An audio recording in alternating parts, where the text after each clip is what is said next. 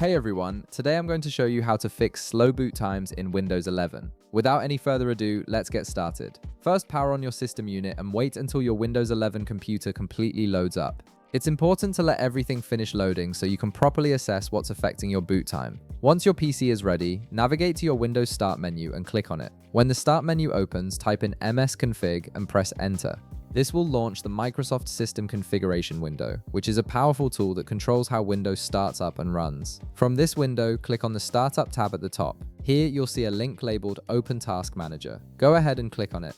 This action will open the Task Manager window and automatically direct you to the Startup tab. This tab is crucial because it displays all the apps and programs that run automatically every time you start your computer. Many of these startup programs are the main culprits behind slow boot times, as they compete for system resources the moment Windows begins loading. Now, if you're experiencing slow boot times on your Windows 11 device, the solution is straightforward. Simply locate any unnecessary apps that run during your startup process and disable them.